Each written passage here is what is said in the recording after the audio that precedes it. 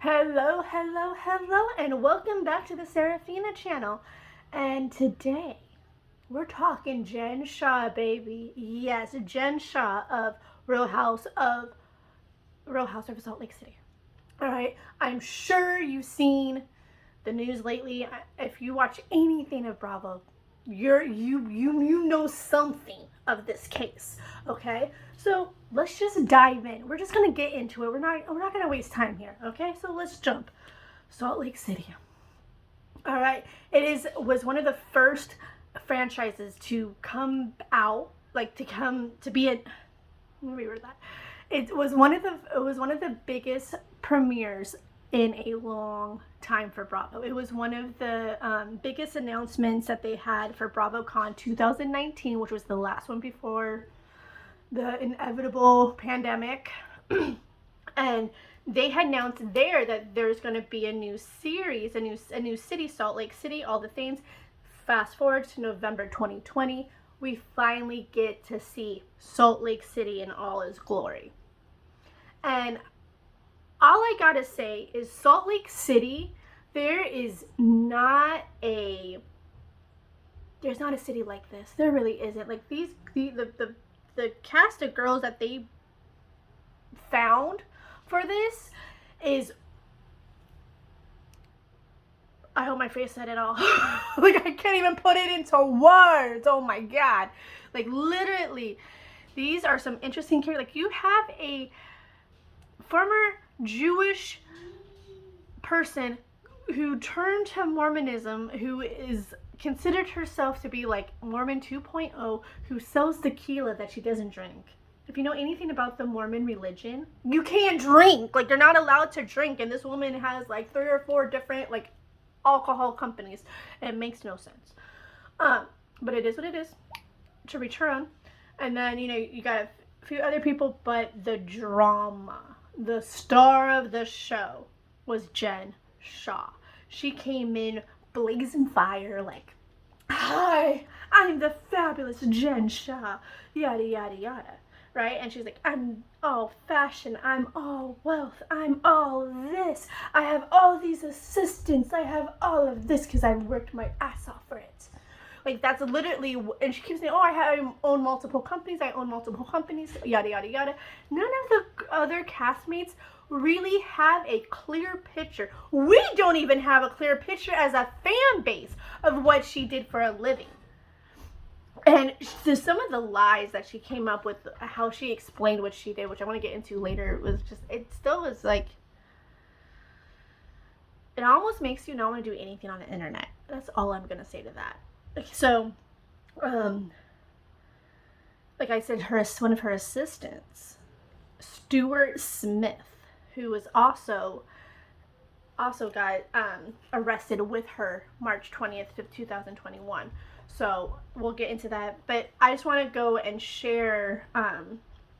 Like, we really didn't see a lot of Stuart in season 1.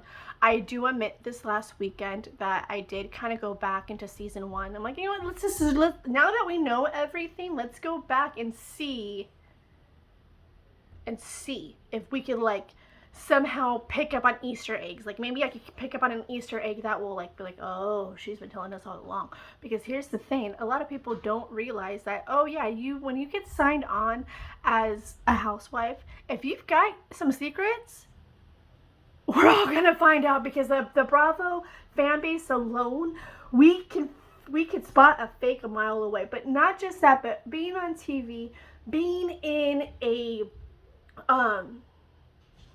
what is, like, a petri dish like type situation, where, like, like, where everyone's watching you and everyone has eyes on you, your secrets are gonna come out. Like, someone told her that when she first joined, and she's like, "I'm good, I have no secrets to hide." Like, that was like, I'm like, girl, you have a lot of closet, you have a lot of skeletons in your closet. Okay, so this is how Jen and Stu, how their friendship like came to be. This is quote, what I'm reading off of my notes is quote, word for word, what Jen said. about how they first met and how they became so close and all the things. And all right, so their friendship has been, they've been together for over 10 years, friendship wise. They met at a company that Jen was doing consultant work for. That was the thing. She was a consultant in something. Like, she was like good at sales and all of it. So that's like, that is how she had a career before all this. Quote, he was kind of the underdog in his department, and I felt bad for him, she said. I felt like he seemed like a good person. If someone would have give him a chance or an opportunity. So part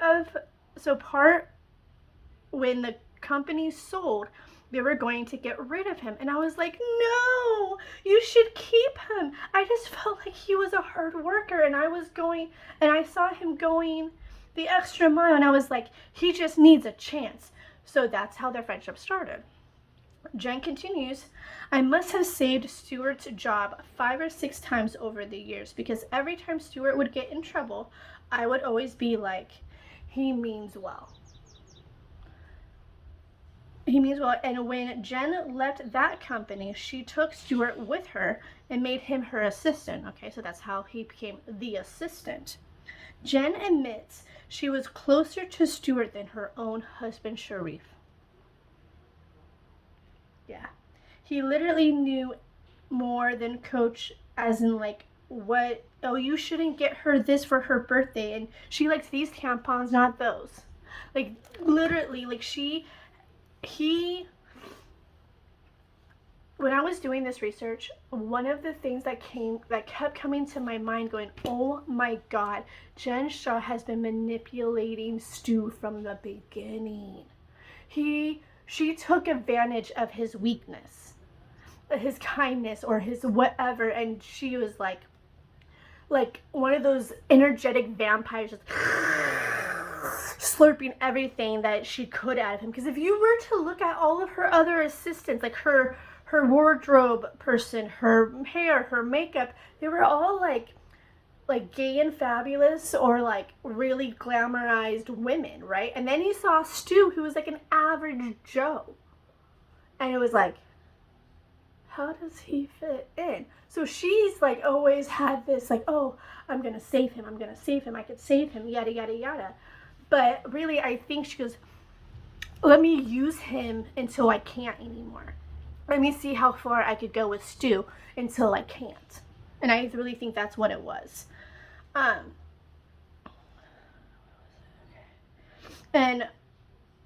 right before the reunion for season 1, there was a big drama moment that kind of started to show the unraveling of Jen Shah. Like, yes, if you saw season 1, you saw her emotional, you saw her angry, you saw her like be freaking bipolar. Like, I don't know how else to explain it, but she was bipolar. She would have really extreme highs and really extreme lows. Like, I don't know how else to explain bipolarism, but than that. So, she, one of her stylists, Coy Johnson, was in charge of getting like all of these really unique pieces, because if you see anything that she wears a lot of avant-garde bougie things, and he was in charge of designing her reunion dress, that big purple feathery thing. And I can't remember exactly what happened, but they got into a fight, and Jen pretty much kicked him out of her life and goes, you ain't getting paid for shit. And so still to this day, he's not gotten paid for his work. Okay. So there's that moment. Then fast forward to the season 2 arrest. We're in season 2, and I am physically shaking. Okay, we're in season 2, March 30th, 2021. It's a epic day in freaking Beverly Hills. Sorry, Beverly Hills is my favorite franchise. In Real Housewives history. Why? Because we see a freaking wife get arrested, and we're sitting here physically shaking with Lisa Barlow going, what? Physically shaking. All right, because we're all physically shaken. We're all up until this point. We had no idea about the telemarketing case that the feds were already into. Yes, from 2016, they were going after this telemarketing scam, the Kibachi case, and this guy was like wiring money laundering, all the things. He had this like nice scheme going up until he got caught. Once they closed the case in 2019, they found more leads in Arizona, Nevada, and Utah, which that is how it led them down to Jen Shah. And on March 30th, when Jen Shah got arrested, and they brought her in for questioning and all the things, she claims that she's innocent. She's just a lead generator. She just sells the list. Like, that's comforting. Like, oh, you just sell these lists of names. Like, do you know what's going to happen? But anyway, so they get arrested, and so that is how all of it started. There was a case in New York in 2016. It went on for 3 years, and then once it closed, that's when they found Jen Shah. Then they started following Jen Shah. They started watching her on TV. They started watching her and all the things, and they go find her. And the way that they did it, it was very Fed-like. It was very Fed-like, very much squat. Like, I do admit I feel bad for her kids because they went to her house first to look for her. Little did they know that they were all going to go on a freaking cash trip that I think Jen was going to host, if I remembered that correctly. But anyway, they were all going to go on a freaking trip. And literally they're all sitting there, and Jen gets the call. And it is so weird. You don't know who's on the call. It could have been Stuart, who knows. But I don't know. It's just allegations. So you literally see her on the phone, and she looks up at the camera in the Sprinter van, and she looks to somebody, I think it was Whitney, it was one of the blondes, and says, "Unmic me." Why do you want to be unmiked? Yeah, why do you want to be unmiked, Jen? So out of nowhere, you see the feds in the camera, or in the window of the Sprinter van. And they're like, "What's going on?" They're like, "Oh, is Jen Shah here?" And they get her all the things. That's where she goes, and she pleads that she's on bail. This is what happened. This woman, because of all the lies that she has created, she has rented most of her clothes. She, or it's hand-me-downs, or it's not hand-me-downs, off-brand, not off-brand, what's the word for fake? Like fake, like the fake Louis Vuittons, and there's a word for it, and I can't think of it, but you smart cookies know what I'm talking about. So, like, counterfeit, there's the word, counterfeit bags.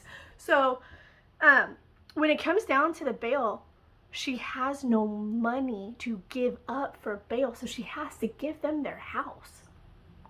That's how she that's how she had to go from the big fancy chalet to the little inky dinky, which isn't that small for if you live in inky dinky. But what I was going to say before that, she she ended up, she had no money to give them, but Stu was able to give money. Oh, oops, missed all that. It's okay. I think I explained it. All right. So So she gets released. All of that. She gives up her house. Stu actually gave up money. He was able to give money for his bail, and then from that moment on up until 9 months, she's over here saying, "Oh, I'm guilty. Innocent until proven guilty." Yeah. It ain't a Jen Shah party unless a Jen Shah. You know that quote where she's in that car. It ain't Jen Shah party until Jen Shah. Right? Tell me why 9 months after all of this, she comes out of the woodwork saying, I'm actually guilty. Oh, did our conscience get to us, girl? Did our conscience get to us? Because that's what it screams like. And here's the thing. We don't even know if Coach Shah really knows all the doings that she did. Because apparently, where is... Because in the scam, it was usually a scam is a web of telemarketers working together to scam victims.